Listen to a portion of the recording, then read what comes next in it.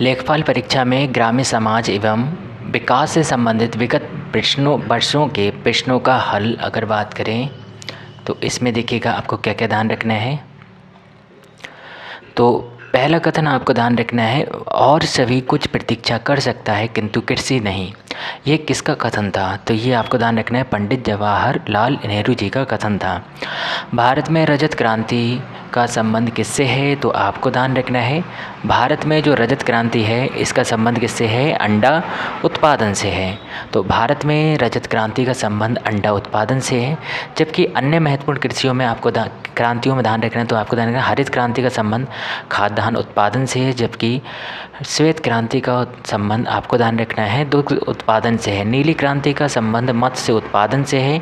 गुलाबी क्रांति मछली झींगा उत्पादन से है, जबकि लाल क्रांति टमाटर और मांस उत्पादन से है। स्वर्ण क्रांति बागवानी उत्पादन से है। ये आपको पता होने चाहिए। बात करते हैं हम आपके प्रश्न नंबर 3 की। तो केसर के पौधे का कौन सा भाग उपयोग में लाया जाता है? तो आपको ध्यान रखना है, केसर के पौधे का वर्तिकाग्र वाला जो भाग होता है उसको उपयोग में लाया जाता है। केसर का वैज्ञानिक नाम भी आपको पता होना चाहिए। इसको क्या कहते हैं? क्रोकस सैटिविकस। ये आपको ध्यान रखना है। वहीं महाजनी प्रथा का सर्वप्रथम उल्लेख किस प्राचीन ग्रंथ में मिलता है? तो आपको ध्यान रखना है, वो प्राचीन ग्रंथ है शतपथ ब्राह्मण। शतपथ ब्राह्मण किसका ब्राह्मण ग्रंथ है? तो आपको ध्यान रखना है, ये यजुर्वेद का ब्राह्मण ग्रंथ है शतपथ ब्राह्मण। ये आपको ध्यान रखना है। और इसके लेखक कौन है? याज्ञवल्क्य हैं, जिसमें महाजनी प्रथा का उल्लेख मिलता है। ललित किसकी एक उत्तम किस्म है? तो आपको ध्यान रखना है, ललित एक तरह की अमरूद की एक किस्म है। अमरूद का ही एक प्रकार होता है, जिसको ललित नाम से जाना जाता है। तो ललित अमरूद की एक नवीनतम किस्म होती है। इलाहाबादी सफ़ेदा, लखनऊ 49 प्रसिद्ध अमरूद की किस्में होती हैं, जबकि सहारनपुर, नागपुर, बेहात कोकोनट अमरूद की बीज रहित किस्में होती हैं। कृषि कार्य में लगे ट्रैक्टर की आवाज़ किस स्तर से अधिक नहीं होनी चाहिए जिससे कि प्रदूषण से बचा जा सके?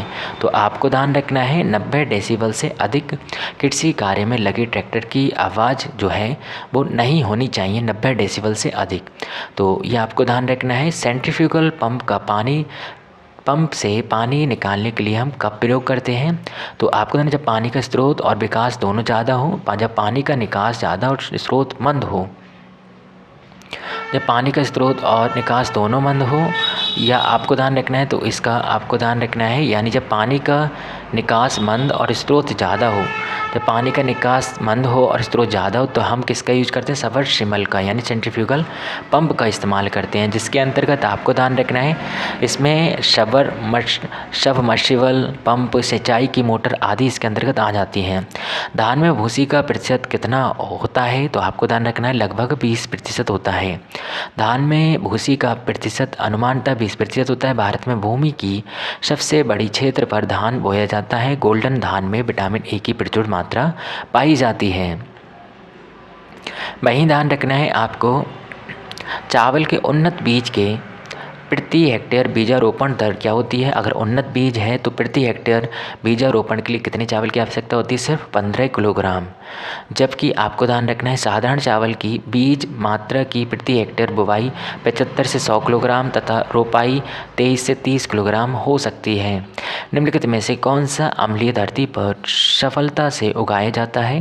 मतलब कौन सा ऐसा अम्लीय पौधा है या अम्लीय फल है या अम्लीय सब्जी है जिसको हम ज़मीन पर उगा सकते हैं? तो ये आपको ऑप्शन के हिसाब से बताना है। तो आपको ध्यान रखना है, जो तरबूज होता है, तरबूज आपको ध्यान रखना है किस में आ जाता है? अम्ल में आ जाता है। तो इस तरह से इसका आंसर जो है, हम किसको रख सकते हैं? तरबूज को रख सकते हैं।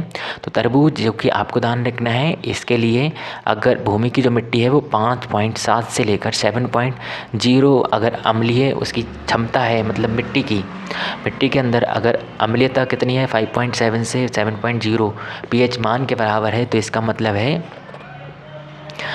तो वो तरबूज की खेती के लिए अच्छा माना जाता है। और तरबूज की खेती के लिए बलुई मिट्टी की आवश्यकता होती है, ये आपको ध्यान रखना है। और इसमें ये सबसे अधिक मात्रा में ग्रो करता है। फलों और सब्जियों के लिए सबसे अच्छी मिट्टी अम्लीय मिट्टी ही मानी जाती है। वैसे पूसा रसराज किसकी उन्नत किस्म है? तो आपको ध्यान रखना है, पूसा रसराज खरबूजा की एक उन्नत किस्म का नाम है। तो पूसा रसराज किसे कहते हैं? खरबूजा की एक उन्नत किस्म का नाम पूसा रसराज है, ये भी आपको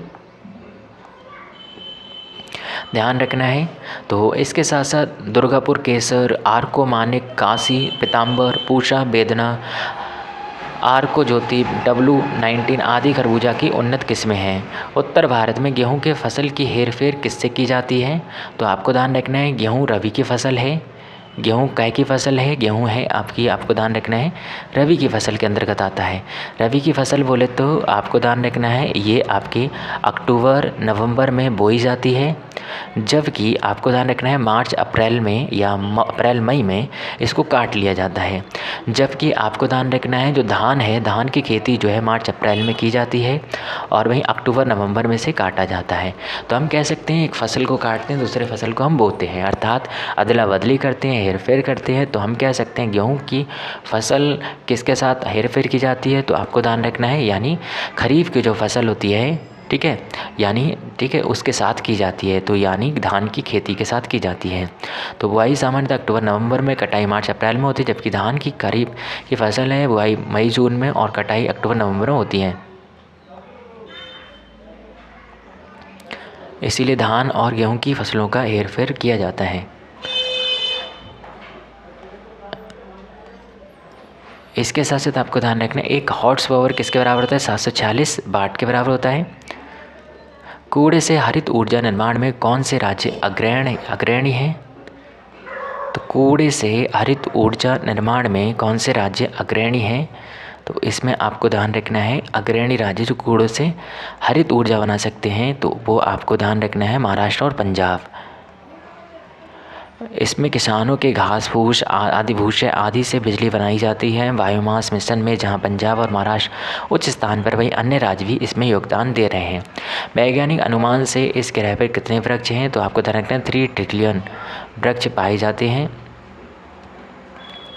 वहीं आपको ध्यान रखना है कितने प्रतिशत में ग्रामीण परिवार की रसोई में परंपरागत लकड़ी, गोबर आदि से खाना बनाया जाता है? तो 85% आबादी ऐसी है ग्रामीण परिवार की जिसमें आपको ध्यान रखना है लकड़ी और गोबर आदि से खाना बनाया जाता है, मतलब खाने का उपयोग कर खाना बनाया जाता है। 25% ग्रामीण परिवार रसोई के ईंधन के लिए लकड़ी पर निर्भर है, 10% गोबर की उपालियों पर, जबकि 5% रसोई गैस का इस्तेमाल करती है। वहीं आपको ध्यान रखना है रसोई में मिट्टी के तेल से खाना कितने प्रतिशत घर बनाते हैं? NSSO की रिपोर्ट के अनुसार, तो आपको ध्यान रखना 2015 रिपोर्ट के अनुसार 1% ग्रामीण परिवार की रसोई में मिट्टी के तेल से खाना बनाया जाता है।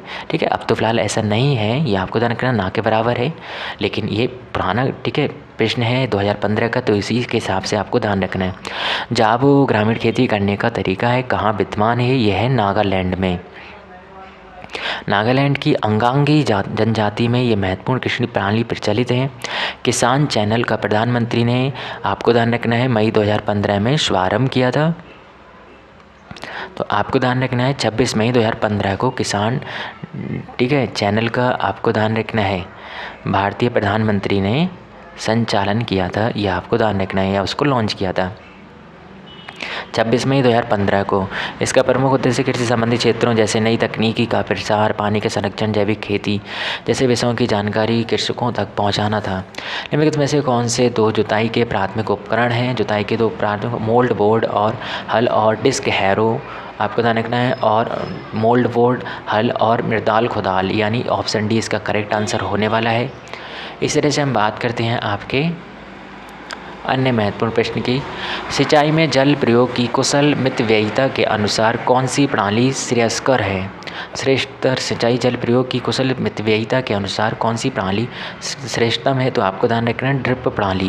ड्रिप प्रणाली सिंचाई जल की कुशल मितव्ययिता ड्रिप सिंचाई प्रणाली है। इस विधि की खोज इसराइल ने किया था। इस विधि के उपयोग से 35 से 75% पानी की बचत होती है। इससे पानी सीधे जड़ों तक पहुँचता है। सिंचाई की यह विधि ऊसर, रेतीली मृदा और बागों के लिए अत्यंत उपयोगी होती है। वहीं ध्यान रखना है मिट्टी का कटाव सर्वाधिक किस प्रकार की मिट्टी में देखा जाता है? तो आपको ध्यान रखना है बलुई प्रकार की जो मिट्टी होती है इसमें सर्वाधिक आपको ध्यान रखना है मिट्टी का कटाव देखा जाता है। मिट्टी का कटाव सर्वाधिक होता है क्योंकि भले मिट्टी को पौधों की जड़ें बांध नहीं पाती हैं। भारत में कुल सिंचित क्षेत्र कितना है? तो भारत में आपको ध्यान रखना है 55% सिंचित क्षेत्र है। भारत में कुओं व नलकूपों से सिंचित क्षेत्र 55.9% है। भारत में नहर द्वारा सिंचित क्षेत्र 31.4 है। भारत में तालाब द्वारा सिंचित क्षेत्र 6.1 है। वहीं ध्यान रखना है आपको अन्य स्रोतों द्वारा सिंचित क्षेत्र 6.66% है। भारत में 37% कुल सिंचित क्षेत्र बड़ी परियोजनाओं से होता है। भारत में 63% कुल सिंचित क्षेत्र छोटी परियोजना से होता है। इस प्रदेश में प्रचलित धरातल की माप में से कौन सा सही नहीं है? तो आपको ध्यान रखना है 20 पंचवांशी एक बिस्वांशी के बराबर होता है। 20 बिस्वांशी एक बिस्वा के बराबर होता है, जबकि 20 बिस्वा एक बीघा के बराबर होता है। और एक बीघा आपको ध्यान रखना 55 × 55 वर्ग गज के बराबर होता है।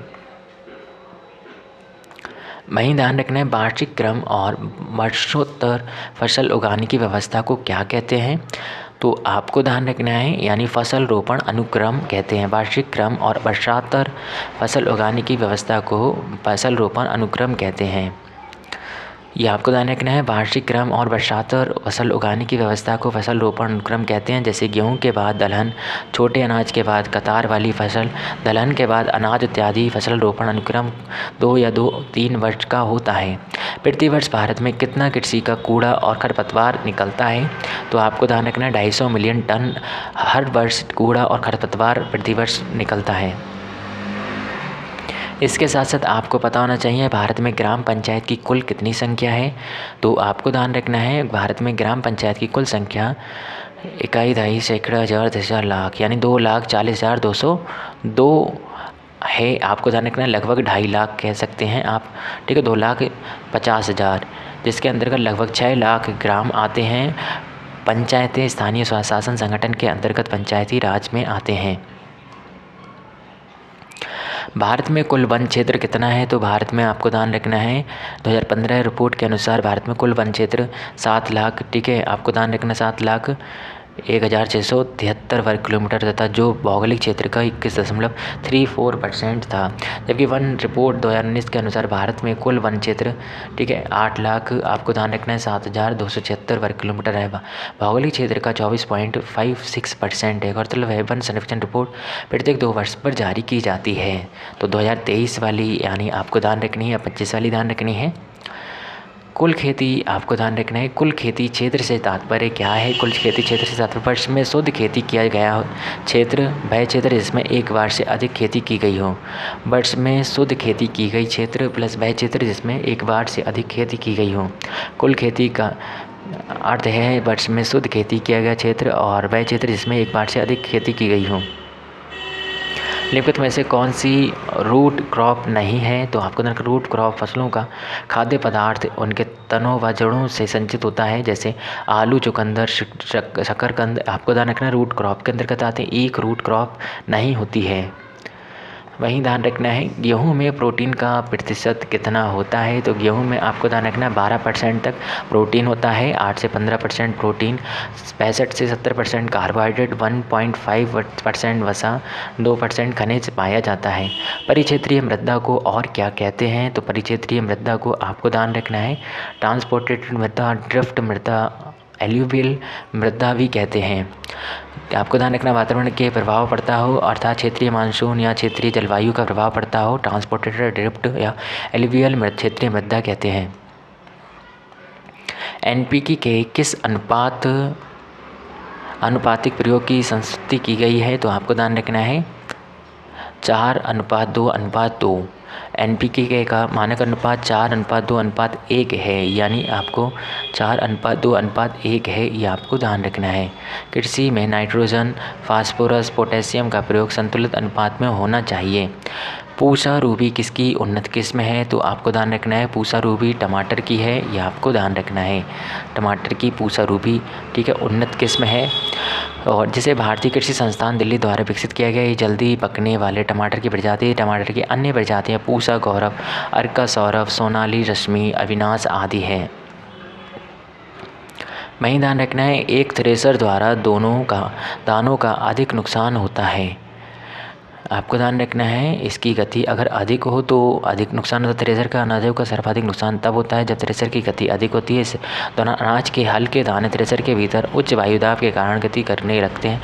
थ्रेसर में लगे लोहे की प्लेट से कट जाते हैं और फिर भूसे के साथ बाहर उड़ जाते हैं। दीमक को नष्ट करने के लिए सर्वाधिक उपयुक्त रसायन कौन सा है?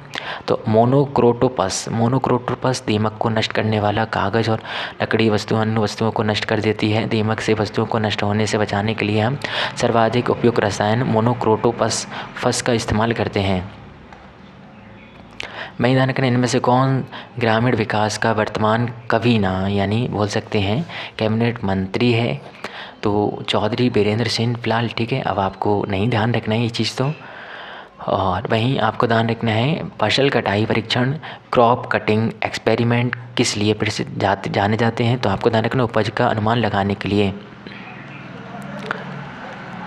फसल कटाई परीक्षण उपज का अनुमान लगाने के लिए किए जाते हैं। आंवले का सर्वाधिक उत्पादन कहाँ होता है? तो प्रतापगढ़ में होता है। और आंवला विटामिन सी से प्रचुर मात्रा में भरा होता है। खसरा और खतौनी कौन तैयार करता है? तो खसरा खतौनी कौन तैयार करता है ये आपसे पूछा जा सकता है।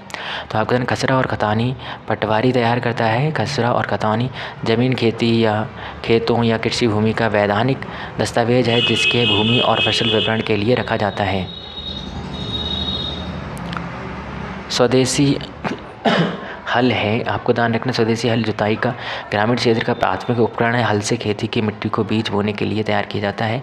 यह मिट्टी को ढीला करता है। पुराने समय में जानवरों घोड़ा ठीक है बैल आदि से हल खींचा जाता था परंतु आधुनिक समय में ट्रैक्टरों से खींचा जाता है। एक की अधसाली किस्म की फसल अवधि क्या है? अधसाली, आपको ध्यान रखना है एक की अधसाली किस्म की फसल 18 माह अवधि में तैयार होती है। किसकी? एक की। और अधसाली रोपण मुख्य रूप से महाराष्ट्र के कम वर्षा वाले क्षेत्रों में किया जाता है। रोपण जुलाई में किया जाता है। भारत में लगभग 90% सिंचाई क्षेत्र किसके अंतर्गत आता है? 90% सिंचाई क्षेत्र सतही सिंचाई क्षेत्र आता है। सतही सिंचाई क्षेत्र से भूजल द्वारा सिंचाई। भारत में सिंचाई के साधन कुआं व नलकूप 55.9%, नहर 31.4% और तालाब 6.1% हैं। भारत की कृषि मानसूनी जलवायु पर निर्भर है। भारत में सिंचाई का मुख्य स्रोत वर्षा का जल होता है। निम्नलिखित में से कौन सा वृक्षीय सब्जी है? ये आपको ध्यान रखना है। तो करी पत्ता वृक्षीय सब्जी है। करी पत्ता वृक्षीय पत्ता होता है। करी पत्ता को मीठी नीम भी कहते हैं। करी पत्ता का इस्तेमाल मसाले के रूप में किया जाता है। करी पत्ता मधुमेह रोग के लिए लाभदायक होता है। तेज़ हवा की गति कितनी होती है? तो तेज़ हवा की गति आपको ध्यान रखना है। तेज़ हवा की जो गति है, तेज़ हवा हम किसको कहते हैं? तो आपको ध्यान रखना है व्यूफोर्ट्स पैमाने के अनुसार तेज़ हवा की गति 22 से 27 समुद्री मील या 25 से 30 मील प्रति घंटा या 41 से 50 किलोमीटर प्रति घंटा की होती है। भारत में कुल कितने गांव हैं? तो भारत में 6,40,930 गांव हैं। विश्व बैंक द्वारा ऑर्गेनाइजेशन रिवीजन रिपोर्ट 2018 के अनुसार भारत की ग्रामीण जनसंख्या में 6.6% है। भारत में कितने प्रतिशत ग्रामीण घरों को बिजली सुलभ है? तो आपको ध्यान रखना 56% ग्रामीण घरों में बिजली सुलभ है। लेकिन अब ये आंकड़ा बढ़ चुका है, ये आपको ध्यान रखना है। शहरी क्षेत्रों में बिजली 93% है जबकि 2020 के आंकड़ों के अनुसार 90% ग्रामीण घरों में बिजली उपलब्ध है। वहीं भारत में मिट्टी के तेल का खुदरा बाजार मूल्य क्या है? तो मिट्टी के तेल का 2015 के अनुसार आपको ध्यान 28.50 प्रति लीटर था जबकि वर्ष 2020 में मिट्टी के तेल में 47 से 48 प्रति लीटर हो गया था। जनगणना 2011 के अनुसार ग्रामीण भारत की आबादी क्या है? तो 83.3 करोड़ है, यह आपको ध्यान रखना है। बहुप्रचलित सिंचाई का स्रोत कौन सा है? तो ट्यूबवेल है, ये भी आपको पता होना चाहिए। इसके साथ साथ देखिएगा आपको क्या पता होना चाहिए। और ग्रामीण भारत में प्रत्येक वर्ष कितने प्रतिशत टीवी सेंटों की बिक्री होती है? टीवी सेंटों की बिक्री होती है आपको ध्यान रखना 44% टीवी सेंटों की बिक्री की जाती है। भारत में टीवी मनोरंजन का एक अच्छा विकल्प है। ठीक है, टीवी सेटों की 44% बिक्री होती है। टीवी का आविष्कार जे.एल. बेयर्ड ने किया था। फिलहाल अब तो टीवी की ज़रूरत ही नहीं है, यानी जो डिजिटल टीवी आती है, एलईडी वाली टीवी आती है, उनको चलाया जाता है। हरित क्रांति का लाभकारी वरदान किन विशेष फसलों के लिए कहा जाता है? गेहूं और चावल जैसी फसलों के लिए वरदान साबित हुई हैं। भारत में हरित क्रांति के लिए 1970 के दशक में मध्य कृषि में हरित क्रांति आई, जिसके परिणामस्वरूप खाद्य आत्मनिर्भरता प्राप्त हुई। इसका श्रेय नोबेल पुरस्कार सम्मानित एकमात्र कृषि वैज्ञानिक डॉक्टर नॉर्मन बोरलॉग को दिया जाता है। हरित क्रांति की सफलता का मुख्य कारण अधिक उपज देने वाले अनाज की किस्मों का प्रयोग करना। हरित क्रांति से भारत अपनी भुखमरी की समस्या को कम कर पाता है। भारत में इसके जनक MS स्वामीनाथन को माना जाता है। वहीं ध्यान रखना है आपको ध्यान रखना है ग्रामीण भारत में सर्प की कौन सी प्रजाति संकटापन्न है। तो आपको ध्यान रखना है रसेल वाइपर जो है ये संकटापन्न है। ग्रामीण में पाई जाने वाली प्रजाति संकटापन्न है। जीव जंतु मिलकर पारिस्थितिकी तंत्र को नियंत्रित रखते हैं। भारत में जीव जंतु सुरक्षित रखने के लिए 400 वन्य जीव अभयारण्य और 80 राष्ट्रीय पार्क जो जंगली और लुप्त प्राय वन्य जीव पर आश्रय देते हैं। फिलहाल ये संख्या बढ़ चुकी है। इनमें शामिल प्रमुख जीव जंतु जैसे गिद्ध, बैगन, ठीक है, ये आपको ध्यान रखना है। अधिया और बटाई शब्दों का प्रयोग किस अभिप्राय से है। तो आपको ध्यान रखना है ये आपको ध्यान रखना है ग्रामीण ऋण और फसल की साझेदारी से है, अधिया और बटाई से। सिराजी और बसरा किसकी उत्तम प्रजातियां हैं। तो आपको ध्यान रखना है सिराजी और बसरा, ये आपको ध्यान रखना है सिराजी और बसरा कबूतर की उत्तम प्रजातियां हैं, सिराजी और बसरा। वहीं आपको ध्यान रखना है भारत में सर्वाधिक और सबसे महत्वपूर्ण मिट्टी समूह कौन सा है। तो जलोढ़ मिट्टी है, ये आपको ध्यान रखना है। जलोढ़ मिट्टी 43.34% क्षेत्र पर पाई जाती नदियों द्वारा लाई गई मिट्टी। इसमें पोटास और चूना की बहुलता होती है, नाइट्रोजन, फास्फोरस, ह्यूमस की कमी होती है। ये है 2 प्रकार की होती है, बांगर जो पुरानी जलोढ़ मिट्टी होती है, खादर जो नई जलोढ़ मिट्टी होती है। जलोढ़ मिट्टी और दृष्टिकोण सच्ची होती है।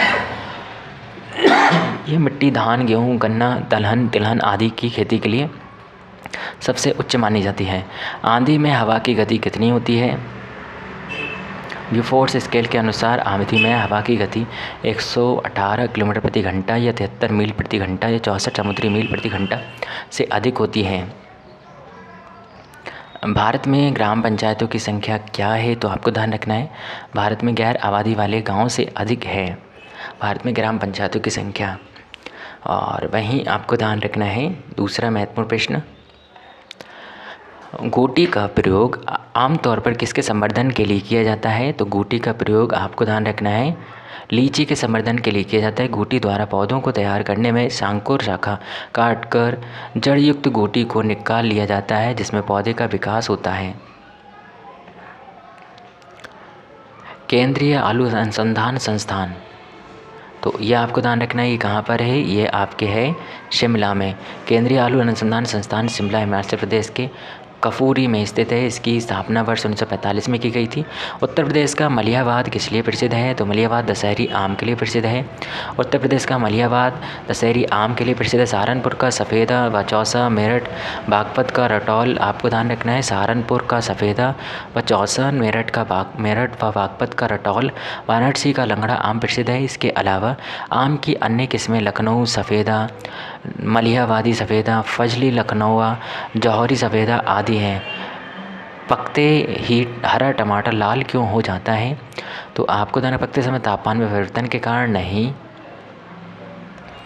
तो आपको ध्यान रखना है पौधों का रंग प्रायः उनमें पाए जाने वाले लवक के कारण होता है। लवक 3 प्रकार के होते हैं, अवर्णीय लवक, हरित लवक और वर्णीय लवक।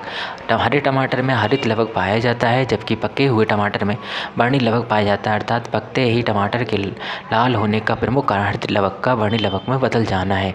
यदि दूध से क्रीम को अलग करना है तो दूध में का घनत्व आपको ध्यान रखना है बढ़ जाता है। दूध का जो घनत्व है, दूध से क्रीम को अलग करना है तो दूध का घनत्व बढ़ जाता है। दूध से क्रीम को अलग कर लिया जाए तो दूध का घनत्व बढ़ जाता है। दूध में क्रीम को अपकेंद्रीय बल के कारण अलग किया जाता है। पीत क्रांति किससे संबंधित है, ये आपको ध्यान रखना है।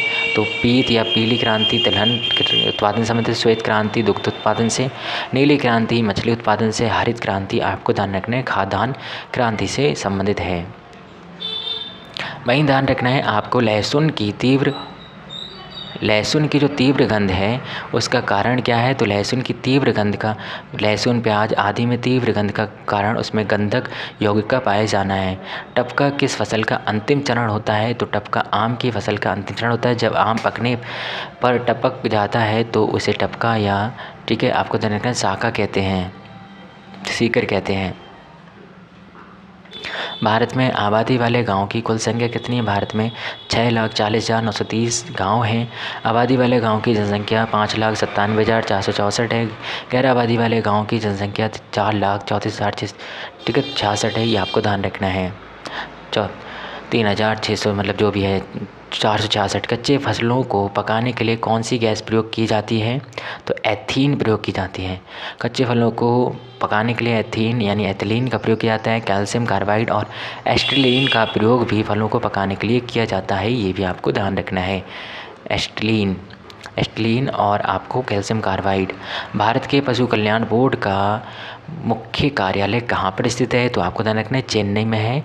भारत में पशु कल्याण बोर्ड का मुख्य कार्यालय चेन्नई में है। 2018 में पशु कल्याण के मुख्यालय के मद्रास में वल्लभगढ़ में स्थानांतरित कर दिया गया है। तो आपको ध्यान रखना है। अब ये कहाँ पर है? हरियाणा में।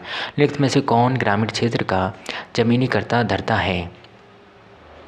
ग्रामीण क्षेत्र का जमीनी कर्ता धर्ता लेखपाल होता है। लेखपाल का कार्य जमीन की नाप जोख करना होता है। यहाँ गांव की ज़मीन का लेखा जोखा करना होता है। वहीं ध्यान रखना है निम्नलिखित में से कौन सी नदी उत्तर प्रदेश में बीहड़ों का निर्माण करती है? तो बीहड़ों का निर्माण गोमती नदी करती है। उत्तर प्रदेश में बीहड़ों का निर्माण गोमती नदी करती है। गोमती नदी का उद्गम पीलीभीत के दलदली क्षेत्र पलहड़ झील से होती है। नदी सहारनपुर, खीरी, गाजीपुर, सीतापुर, लखनऊ, सुल्तानपुर आदि जिलों में बहती हुई गाजीपुर के कैथी नामक स्थान पर गंगा नदी के साथ मिल जाती है। सही इसकी सहायक नदी है। यह आपको ध्यान रखना है। वहीं उत्तर प्रदेश में आपको ध्यान रखना है किस प्रकार की मिट्टी अधिकांशतः पाई जाती है? तो जलोढ़ मिट्टी अधिकांशतः उत्तर प्रदेश में पाई जाती है। ये गंगा और यमुना के द्वारा बहाकर लाई गए निक्षेपों से निर्मित होती है। इसमें पोटास और चूना की बहुलता होती है तथा नाइट्रोजन, फास्फोरस, ह्यूमस की कमी होती है। नाइट्रोजन, फास्फोरस और ह्यूमस की कमी ये मिट्टी उर्वरता दृष्टिकोण से अच्छी है। ये मिट्टी धान, गेहूँ, गन्ना, दलहन, तिलहन आदि खेती के लिए उपयुक्त मानी जाती है। वहीं ध्यान रखना है आपको इसके साथ साथ आपको उत्तर प्रदेश के किस भूभाग में वार्षिक वर्षा सर्वाधिक होती है? तो आपको ध्यान रखना है तराई के इलाके में। उत्तर प्रदेश के तराई इलाके में वार्षिक वर्षा सर्वाधिक होती है। प्रदेश के विभिन्न भागों में वर्षा की मात्रा में भिन्नता पाई जाती है। प्रदेश के गोरखपुर जिले में सर्वाधिक 184.7 सेंटीमीटर तथा मथुरा में सबसे कम 14.4 सेंटीमीटर होती है। उत्तर प्रदेश की जलवायु आर्द्र उष्ण कटिबंधीय है। उत्तर प्रदेश के पूर्वी हिस्से में अर्ध शुष्क है जबकि पश्चिमी हिस्से में अप्रत्याशित वर्षा होती है। उत्तर प्रदेश के किन जिलों में पटसन की खेती की जाती है? तो आपको ना देवरिया और गोरखपुर में पटसन की खेती महत्वपूर्ण रेशे के लिए जानी जाती है। इसकी खेती उत्तर प्रदेश के देवरिया, गोरखपुर, बहराइच, महाराजगंज, गोंडा, लखीमपुर खीरी आदि जिलों में की जाती है। पटसन से टाट, बोरियां, रस्सियां, कालीन, सजावट की वस्तुएं। विश्व में जूट उत्पादन में भारत का प्रथम स्थान है तथा पश्चिम बंगाल में जूट सर्वाधिक उत्पादित किया जाता है। वहीं आपको ध्यान रखना है स्वच्छ भारत अभियान के अंतर्गत वर्ष 2019 ग्रामीण भारत में कितने शौचालय का लक्ष्य रखा गया है? तो 120 मिलियन आपको ध्यान रखना है। और भारत में 120 मिलियन शौचालय बनाने का लक्ष्य रखा गया। 2020 तक आंकड़ों के अनुसार 104 मिलियन शौचालय बना जा चुके थे। उत्तर प्रदेश के किस जिले में पुरुषों से महिलाओं का अनुपात सर्वाधिक है? जनगणना के अनुसार उत्तर प्रदेश में 1000 पुरुषों पर स्त्रियों की संख्या आपको ध्यान रखना है। तो महिलाओं की संख्या 1024 है। जौनपुर में, आजमगढ़ में 1019 है और वहीं ध्यान रखना है देवरिया में 1017 है जबकि सुल्तानपुर में 987 है। ये भी आपको ध्यान रखना है। ग्रामीण भारत के लिए गरीबी रेखा का आधार निर्धारित किया गया है। तो आपको ध्यान रखना 2011-12 में योजना आयोग द्वारा तेंदुलकर फार्मूले का प्रयोग करते हुए शहरों में 33.30 तथा ग्रामीण भारत में 27.20 प्रतिदिन से अधिक खर्च करने वाले को गरीब नहीं माना गया है। ठीक है, 2011 में तेंदुलकर समिति के अनुसार ये आपको ध्यान रखना है।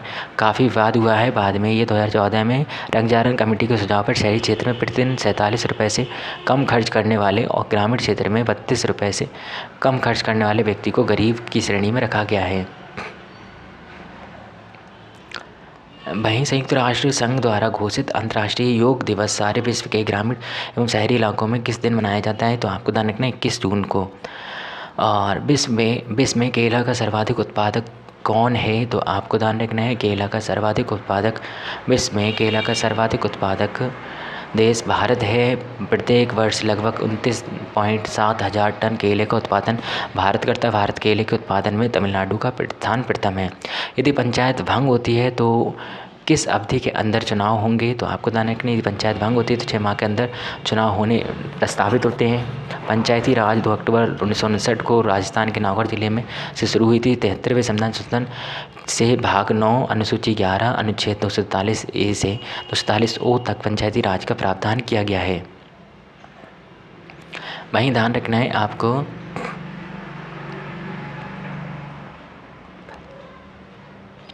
स्वच्छ भारत मिशन के अंतर्गत ग्रामीण क्षेत्रों में शौचालयों के निर्माण के लिए नवंबर 2014 में उत्तर प्रदेश सरकार ने कितने रुपए आवंटित किए थे? तो आपको ध्यान रखना है 685 करोड़ रुपए का प्रावधान रखा था। भारत की जनगणना 2011 के अनुसार उत्तर प्रदेश का प्रति वर्ग किलोमीटर जनसंख्या घनत्व क्या है? तो आपको ध्यान रखना है 2011 की उत्तर प्रदेश की जनसंख्या घनत्व 829 प्रति वर्ग किलोमीटर था, जबकि भारत का जनसंख्या घनत्व 382 प्रति वर्ग किलोमीटर था। राष्ट्रीय ग्रामीण पेयजल कार्यक्रम के अंतर्गत 2022 तक देश में हर ग्रामीण व्यक्ति को उनके घरेलू परिसरों में उनके घरों तक क्षैतिज ऊर्ध्वाधर दिशा में 50 मीटर की दूरी से कम इतने लीटर व्यक्ति प्रतिदिन जल उपलब्ध होगा। तो आपको ध्यान रखना है 70। और वहीं ध्यान रखना है आपको उत्तर प्रदेश में 75 जिले सहित कितने प्रमुख मंडल हैं? तो कितने मंडल पाए जाते हैं उत्तर प्रदेश में? 18 मंडल हैं, 75 जिले हैं। वहीं ध्यान रखना है सामाजिक वानिकी कार्यक्रम का उद्देश्य निम्नलिखित सभी क्षेत्रों में बड़े पैमानों पर वृक्षारोपण है सिवाय नगरीय औद्योगिक संपदाओं में।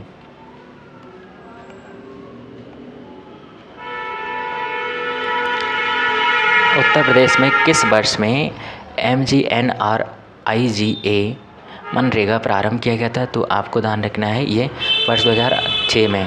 राष्ट्रीय रोजगार गारंटी योजना का शुभारंभ प्रधानमंत्री डॉक्टर मनमोहन सिंह ने 2 फरवरी 2006 को आंध्र प्रदेश के अनंतपुर जिले के बंदापल्ली गांव से किया था। प्रारंभ में ये योजना 200 जिलों में शुरू की गई थी। अप्रैल 2008 को इसका विस्तार पूरे देश में कर दिया गया। वर्ष 2009 में केंद्र सरकार द्वारा इसका नाम बदलकर गांधी राष्ट्रीय ग्रामीण रोजगार गारंटी आपको ध्यान रखना है अधिनियम कर दिया गया। इस योजना का प्रमुख उद्देश्य ग्रामीण भारत के प्रत्येक परिवार को कम से कम सदस्य को 100 दिनों यानी 150 दिनों का श्रम परक रोजगार की गारंटी करना है। इस योजना के तहत देय अकुशल मजदूरी का 100% पोषण केंद्र सरकार करती है। क्षेत्रफल की दृष्टि से उत्तर प्रदेश का भारत के राज्यों में कौन सा स्थान है? तो चौथा स्थान है। ये आपको ध्यान रखना है 7.733%। क्षेत्रफल की दृष्टि से उत्तर प्रदेश का चौथा स्थान है। 9वीं पंचवर्षीय योजना 1997-2002 में ग्रामीण क्षेत्रों में BPL के लिए निश्चित की गई वार्षिक पारिवारिक आय कितनी है? तो वार्षिक पारिवारिक आय आपको ध्यान रखना है 20,000 रुपये। 9वीं पंचवर्षीय योजना 1997-2002 में ग्रामीण क्षेत्रों में BPL के लिए निश्चित की गई वार्षिक पारिवारिक आय का स्तर 20,000 रुपये है। उत्तर प्रदेश में प्रमुख रेल इंजन संयंत्र कहाँ पर स्थित हैं? तो आपको ध्यान रखना है ये कहाँ पर स्थित हैं? तो ये हैं आपके मुगलसराय क्षेत्र में। उत्तर प्रदेश राजमार्ग भू नियंत्रण अधिनियम किस वर्ष में पारित किया गया था? तो आपको ध्यान रखना 1945 में। अम्बेडकर विशेष रोजगार योजना के अंतर्गत सामान्य श्रेणी लाभार्थियों के लिए उपलब्ध इकाई लागत प्रतिशतता एवं अधिकतम आर्थिक सहायता धनराशि क्या है? तो आपको ध्यान रखना है 25% यानी 7,500 रुपये। यानी आप क्या कह सकते हैं अम्बेडकर विशेष रोजगार योजना आवरी की शुरुआत वर्ष 1991 में की गई थी। इस योजना का मुख्य उद्देश्य ग्रामीण क्षेत्रों में स्थानीय संसाधनों एवं आवश्यकताओं को देखते हुए बहुआयामी योजनाओं का निर्माण विस्तार, स्थानीय स्तर पर सतत रोजगार के अवसर से सृजित करना और ग्रामीणों के पलायन को रोकना है। इसके अंतर्गत सामान्य श्रेणी लाभार्थियों के लिए उपलब्ध इकाई लागत 25%, अधिकतम आर्थिक सहायता धनराशि 7,500 रुपये है। मध्याह्न भोजन कार्यक्रम मिड डे मील प्रोग्राम के अंतर्गत मध्याह्न भोजन के पकाने पर उसने उपभोग करने में अच्छा स्वच्छता का ध्यान रखने के लिए जांच पड़ताल कितनी आवृत्ति पर करनी चाहिए? तो आपको ध्यान रखना है दैनिक मध्याह्न रोजगार कार्यक्रम की शुरुआत 15 अगस्त 1995 को की गई थी। मध्याह्न भोजन के पकाने, परोसने व उपभोग करने, स्वच्छता का ध्यान रखने के लिए जांच पड़ताल दैनिक आवृत्ति पर की जाती है। 15 अगस्त 1995 को की गई थी, आपको ध्यान रखना है। एक ग्राम पंचायत में महिलाओं के लिए कितने प्रतिशत पद आरक्षित होने चाहिए? 33%। तो आपको ध्यान रखना है। वहीं 73वें संविधान संशोधन द्वारा एक ग्राम पंचायत महिलाओं के लिए 33% पद आरक्षित करता है। उत्तर प्रदेश राज्य के वित्तीय, स्वास्थ्य देखभाल तथा सरकारी लेन देन में पारदर्शिता लाने के लिए कौन सी वेबसाइट तैयार की गई है? तो आपको ध्यान रखना है कोशवानी जो वेबसाइट है, ये आपको ध्यान रखना है। उत्तर प्रदेश राज्य के वित्तीय, स्वास्थ्य की देखभाल, सरकारी लेन देन में पारदर्शिता कोशवानी वेबसाइट को लागू किया गया था। मध्य भारत में 1 बीघा कितने हेक्टेयर के बराबर होता था? तो आपको 0.2529 हेक्टेयर के बराबर होता था। यानी 1 बीघा होता है, आपको ध्यान रखना, 3025 वर्ग गज, यानी वर्ग गज के बराबर। 1 एकड़ होता है 1.6 बीघा के बराबर और 1 हेक्टेयर होता है 3.95 बीघा के बराबर। कौन से शास्त्रीय नृत्य रूप का उत्तर प्रदेश से उद्भव हुआ? कथक का उत्तर प्रदेश से, भरतनाट्यम तमिलनाडु का, कुचिपुड़ी आंध्र प्रदेश का, घूमर आपको ध्यान रखना राजस्थान का है। जबकि आपको ध्यान रखना है जमाबंदी से क्या तात्पर्य है? तो जमाबंदी से तात्पर्य है वो अधिकारों के परिलेख से। ठीक है, आपको ध्यान रखना खेती, किराया, राजस्व आदि जमाबंदी से। SGSY आपको ध्यान रखना का पूर्ण रूप क्या है? SGSY का पूर्ण रूप आपको ध्यान रखना है, SGSY का पूर्ण रूप स्वर्ण जयंती ग्राम स्वरोजगार योजना। इसकी शुरुआत 1 अप्रैल 1999 को की गई। यह एक व्यापक स्वरोजगार कार्यक्रम है जिसका उद्देश्य ग्रामीण निर्धनों के लिए स्वरोजगार के अवसर उपलब्ध कराकर उन्हें BPL श्रेणी से बाहर निकालना है। किस मंडल को विश्व के उत्कृष्ट कालीन उद्योगों का केंद्र माना जाता है? तो आपको ध्यान रखना है मिर्ज़ापुर को। उत्तर प्रदेश में लिंगानुपात वर्ष 2001 में 898 से वर्ष 2011 में कितना हो गया? तो आपको ध्यान रखना है 898 से वर्ष 2011 में 912 तक पहुंच गया। जनगणना 2011 के अनुसार भारत का लिंगानुपात 943 है। वहीं बात करें